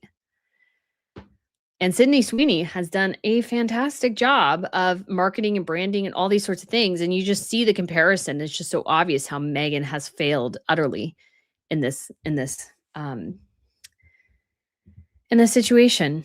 So, guys, that is all I have for today. We do have a couple of super chats and these sorts of things. Teresa said and gifted 1 Royal News Network membership. Why, thank you so much, Teresa. And you also did a super chat saying, hello all. Sorry, I'm late, but I got a sick guide dog. Aw, I hope your baby, so my baby boy, Black Labrador, is ill and he thinks he's a vacuum cleaner, so he eats everything.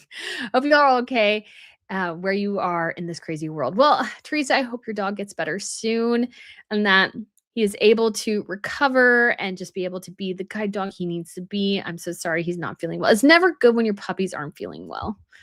Desert Mermaid said, what's next for Harry and Meghan? As ever is failing and they are straying into political waters. I don't know, honestly, what's next for them. Again, Meghan needs to sell Cookie Queens. And I always say Meghan, not Harry and Meghan, because that's Meghan's project. Like, it's obviously Meghan's project. Harry has, I think, very little to do with it. So I think that we'll see if that ever sells or not. Again, I don't think it's going to have a big foothold in the industry just because I think the Girl Scouts, who would be the best audience for it, that it's not associated with the Girl Scouts, means that the Girl Scout organization overall may tell their people to, hey, stay away from that. So yeah, I don't think it's great. As ever is definitely failing. I think all the bundles and the bundling of new products with old products is a sign that she can't move the inventory. And the best she can hope for is that people will be so desperate to grab those cookie bars or grab those chocolate bars or grab that bookmark that they're willing to shill $174 for it. So it'll be interesting to see how long it takes those to sell. And if some people are like, yeah, I wanted the cheap $20 bookmark, which is not that cheap, but there's no way I'm paying $100. I already have your candle. I already have this, the tea, because this is a risk. She's not introducing other new products and she's not giving them at a discount.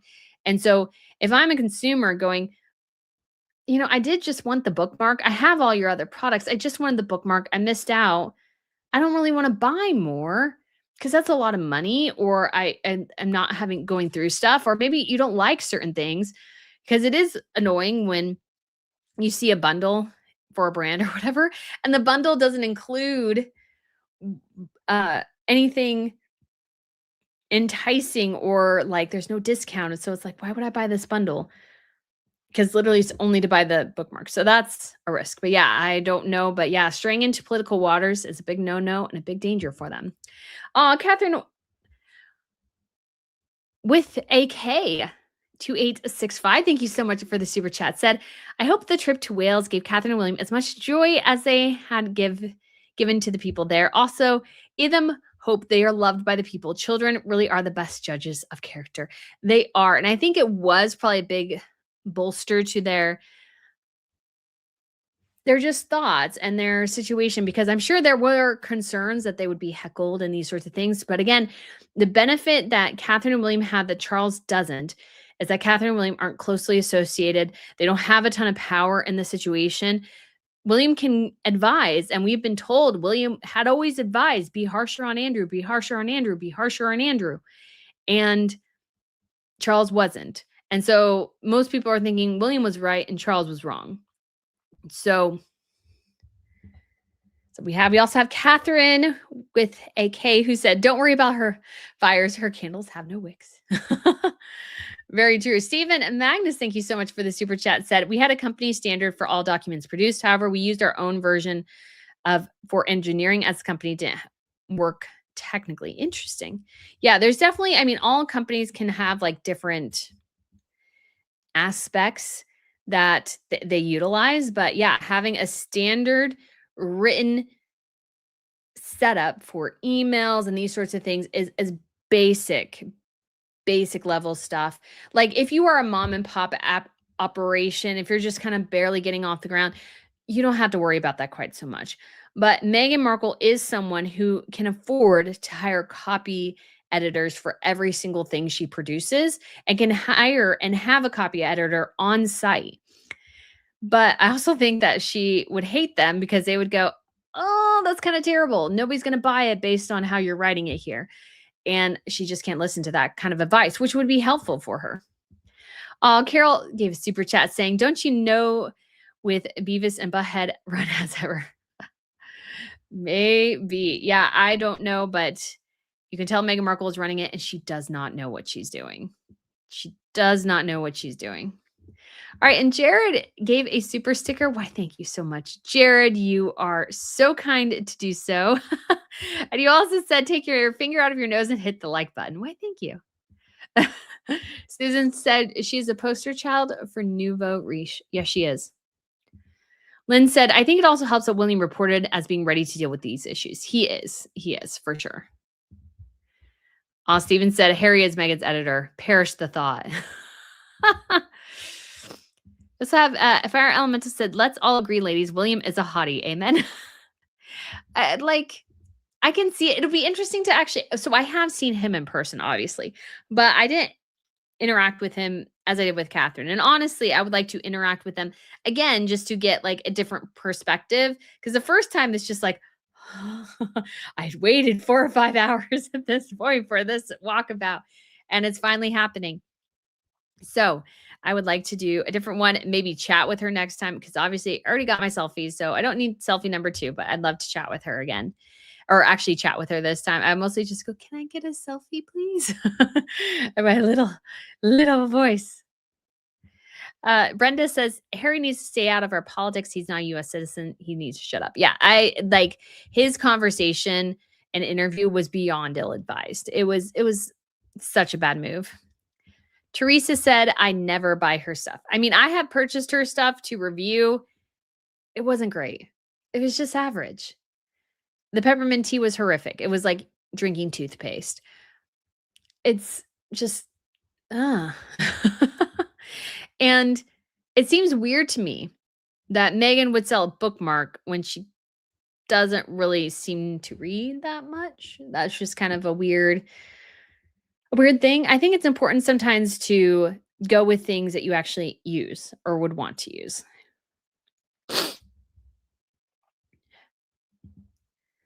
Marcel says William is handsome. And Lynn Gideon says, I remember when he was born. I can't go hottie. It seems a bit pervy. Oh, man. Susan says, I think she honestly believes she's so amazing. Everyone would want to listen to anything she says and buy anything she sells. A new level of delusion. Yes, I think that is a huge factor in the collapse and the calamity that is as ever, is that she just thought she could do whatever she wanted and that people would just buy. And that delusion was reinforced when she had a couple of initial sellouts. But after those, and if she had any of, let's say, the mildly curious buy, and they were just like, they're not going to buy again, especially at her prices. And again, I think the lack of restocking in a good period of time hurt the brand a lot. She, again, thought of it as a flex. It's not really a flex if you don't restock in time. It becomes much less of a flex because you sold out once. Great. Maybe you had, let's say, a small number of products overall. I mean, that's fine, but will people buy again? Will they buy more? So I will say again, Siren is a great example from Sydney Sweeney. So she has 4 collections: Seductress, Romantic, Playful, and Comfy. So we've had Seductress come out, and that was before Valentine's Day. So capitalize off Valentine's Day. I think it was late January. And they restocked, I want to say within about 2 weeks, or I think even before. Actually, they restocked when Romantic came out, which came out not too long before Valentine's Day as well. So you have the Seductress one sold out. They reintroduced it with the Romantic like a couple days after the Romantic. Some aspects of it still sell out. The Romantic sells out. They introduced Playful just a couple of weeks ago, not too long ago. And then just recently this week, they restocked Romantic. So they waited and they restocked a couple weeks, so in between. So Comfy comes out on the 3rd or 4th of March. So that may all sell out or it may not. I don't think Playful sold quite as well as the rest of the line, but obviously Sydney is known for being, sexy. So I think the sexier lines would sell better than the other lines. And so Comfy is going to come out. And then whatever needs to be restocked from the initial launch of Playful will be, and more stock will come in from the other lines. And that's how it goes. Because yes, an initial sellout or two is great, but the momentum is what matters. Can you capitalize off that momentum to keep things going? And Meghan dropped a collection, it sold out. Then she did nothing for like a month and a half. And then she's like, oh, we're introducing this new thing. Dropped the collection. And then kind of, oh, it's sold out again. And then, didn't say anything for a couple of months. I actually went through in a video talking about how much more frequent the emails are getting as things get more and more desperate to sell. She sent a lot of emails this month. I think this is like the 8th or 9th email that she sent. Okay, hold on. Yeah, so this is the 9th email in the month of February, at least 9th or 10th. And so that just reflects, I think, an increase of trying to sell. And the thing is with emails, you always run the risk of people starting to ignore you if you send too many emails. I will say Siren only sent emails reflecting new launches. Probably how it should be. Now, they might speed that up later and become obnoxious, but in this day and age, it's smart not to be too obnoxious with it. And I think Meghan's starting to become obnoxious because we had 6 emails in January, 9 emails now in February. Like, people give a pass for some aspects of the fall, like December and November, because of holiday season.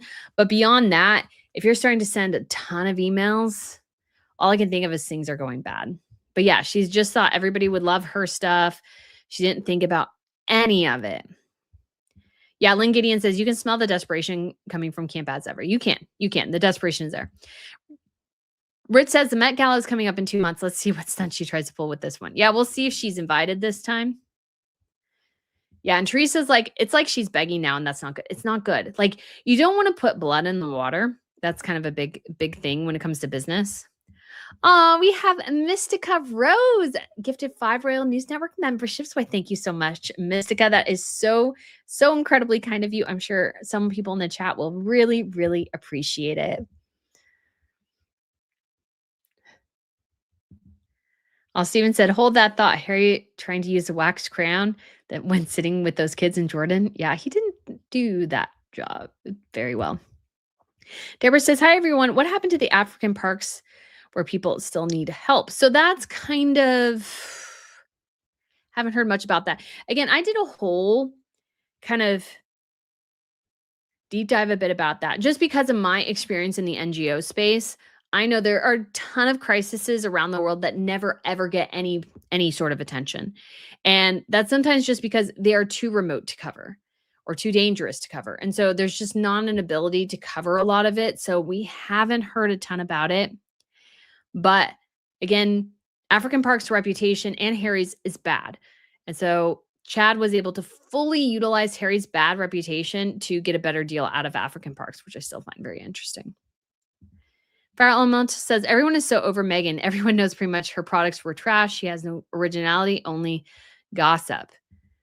And Clifford says, what was really the objective of the Jordan vacation? Who is crying that funds are depleted, yet they fund two close individuals to gallivant Jordan? Good USA left. Yeah, I think so. Jared said Brittany's business advice is valuable. Why, thank you. Why, thank you. I try to help people. They don't know much about it, like hopefully know a bit more, or at least about the editorial side. Carol says business sells out are fine, but business want repeat customers of more items. Yeah, if people just buy once and don't ever buy again, that's bad. Montana May says maybe she'd make more profits selling first editions of her husband's crown drawings. Sir Squirrel Lot says, I'm so late to the chat, but can I say that the Sunshine Sacks folks are outdoing themselves? I hate the attacks on the whales to boost Harry and Meghan's image. Yeah. The whales had a great day yesterday, so I don't think there's much Harry and Meghan can do. Lizzie said that's what Tina, Beyonce's mom, told her. You sold out, now what? She's more proud of that sign rather than keep working and move more stock. Exactly. She's more proud. She mentioned that every single interview she could about the business, she would go, we sold out in 45 minutes. Okay, that's great. But how are you going to capture that momentum and keep that momentum going? Pippa. Sorry, guys. I thought I heard Pippa for a second. I was going to show you her if she came upstairs. She doesn't always do that. Farah Almata says, Sweeney with the guy's underwear, just genius. Have you seen that one? All the men are buying it too. Yeah, it's genius. I think her marketing and branding and business strategy is genius. I think she is fully capitalizing on her assets and what people know about her. And that's brilliant. That's brilliant. Go with what you know. Go with what you can sell. Clothing is a tough industry. Like anytime anybody had clothing on Shark Tank, they went, oh no, because it is hard. But she has some obvious assets that help with sales. So it's just like, you just can't help but go, yeah, I can see why people buy or are interested. Or the guys are like, honey, get that Sydney Sweeney stuff. The wives are probably like, why are you looking at Sydney Sweeney? But it's a good marketing strategy. It is. Carol says, you realize why the Palace machine managed Harry for so long. He was toxic and had no intelligence to speak of. Yeah, he's not that intelligent. Steven said, whatever happened to the apricot spread? Is that... Yeah, because they introduced orange marmalade. Did they bring back the apricot spread? They didn't. I don't know. I think people did eventually get it. But it's just like every launch of Meghan's lines have always had like a blunder. Deborah says she's looking for someone to invest. So this is an interesting thought. I've heard a lot of people mention, she'll just sell the brand. The problem is the brand is not sellable because Meghan is the only thing that's actually allowing product to sell. It's only Meghan. So you can't actually sell the brand. If she's looking for investors, the investors will, number one, have to see the inventory lists, and that will dissuade some investors, and they'll look at the strategy and look at the Instagram account. The Instagram account is losing followers. It's losing followers by the day. Since we've started, it's lost 12 more followers. I honestly think, again, this is my personal opinion. I don't have really any huge knowledge of this or anything, but some people say it's the bots that are backing out. I think it's actual people who are just looking at our stuff going, I expected more, and they're done. They're done. They're walking away. And yes, it's a small percentage, but for a brand that keeps releasing new things, for the growth to actually decrease on Instagram says something. Because let me see.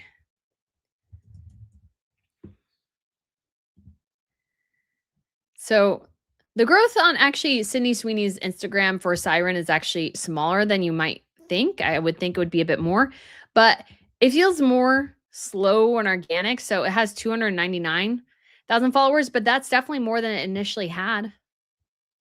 So it's slowly growing, whereas As Ever is definitely kind of flatlining. and decreasing. You never want to be decreasing. That's never a good thing. But yeah, it's going down. But like you look at this and like just this is all so lame. Also lame. And she's starting to post a lot more, you could say here in some ways, but the quality is going down. There is no particular branding to speak of, no consistency. Trying to see. I think these are the same fonts. You know, some of the coloring, that's actually not, I mean, I understand it's a video, but honestly, that coloring's bad. I still don't understand what at all she was saying with this. I still find this wildly confusing. You know, why are we hiding behind balloons? What does that mean? You know, all of this is just kind of, and she says things like, our strawberry spread at the center of it all. It's not, though. You start off with raspberry spread. It's like she doesn't even understand her own brand. Oh, and this is what I thought was so funny, guys, on her As Ever page today. And maybe she's sharing a future, guys, but she has a thing that says jams and spreads. She only sells spreads. The woman does not sell jam. And yet she has a button for it on her website. It's insane to me. It's insane to me. So all that to say, I just don't think that it is a brand that's going to grow very much. And I think it's a brand that's sort of already losing the foothold it's had. And it just launched a year ago. And yet it's flatlining and decomposing is what Jared said, which is true. And, you know, Carol said, like I said, business men want customers coming in every day and buy something. Yeah, not sales. Yeah, selling out is nice, but you need more. Susan said it's losing followers because bots are expensive. I really don't think it's bots, guys. It's bots is kind of, again, I think it's an overused trope. And Meghan would pay an arm and a leg to keep the bots. Like, this is a woman who, again, I think most of her fortune went to PR before marrying Harry. She wasted a ton of her money on PR that she got from Suits. I think Meghan is actually keeping the same number of bots as she has purchased bots. I can't officially say, but I think what is happening is people are leaving, because that's actually more critical, is that people are leaving. People are getting disinterested. And I think that is more likely the case, is that people are like, this is all you got? You know, she has no consistent branding. She has no consistent messaging. It's all over the place. And that will kind of, and the products are inconsistent. You never know what you're going to get and these sorts of things. And so it's just not working. The marmalade is a jam. I looked and it said sometimes it was jam and sometimes it was spread. But Silver Lady says, when she says jam and it says spread, wrong dates given for delivery and candles with no wicks is a huge red flag and shows quality is low. Who wants to spend hard-earned money on tack? Yeah. Fire Elemental says, do you drop off followers if they never click on your site again, or do they actively have to leave? So you would actually actively have to leave. This is the thing. You would actually have to leave. You would actually have to go in and say, I want to unfollow this. And I think our people are making that decision, because I think she set high expectations. Now, granted, again, and she's lost overall about 5,000, which is tiny compared to 880. But again, you have to think about Meghan. Royal watchers and commentators and journalists follow the page. That's a good chunk of people. She has her fans, which are a small chunk of people. And there are some of the mildly curious. I think the mildly curious are starting to slowly drop off. She has yet to do anything that impresses anyone. And that's just the reality. Her wine isn't good. It's just average. Everything is just average. And so I think as that inorganicness, or that organic reaction to mediocrity, is reflected in a slow decline of people clicking off. and saying, you know what, I just want to go elsewhere. I don't really want your brand anymore. And yeah, she may have 880,000, but I would bet you Sydney Sweeney's profits are kicking Meghan Markle's butt. I would bet you they are right now, because just because you have a lot of followers doesn't mean they're clicking. And there's a lot of people who are, let's say I have 206,000 subscribers on YouTube, but not every video gets 200,000 views. That would be nice, but it doesn't happen. So just because people are following doesn't mean they're purchasing, doesn't mean they're ordering. I would say if you have a low conversion of followers compared to purchasers, that's a huge red flag. And I would bet you she has a very low conversion rate, and that is killing. And so anytime she can add something little itty bit to a bundle to kind of try to move other product that's not moving, she's going to do it. So guys, we will go ahead and end the live stream here. Thank you so much for tuning in. I hope you enjoyed it. Have a super fantastic, wonderful, and amazing weekend. And what I'll be doing, so not everybody really liked having the clips for the live stream on this channel. So I am taking my Crown Report channel. I renamed it. I need to change the icon, but I'm renaming it like RNN Shorts or clips. So the clips from this live stream and others will be on there, and I'll tag Royal News Network. So I saw somebody else doing that. So that way it can live on there, because I've seen people have great success with like clip channels and those sorts of things. And so I need to actually send a link, which I will whenever, but that's where the clips will live now from now on. So hope you guys enjoyed this. Thank you again so much for watching, and I will see you again very, very soon.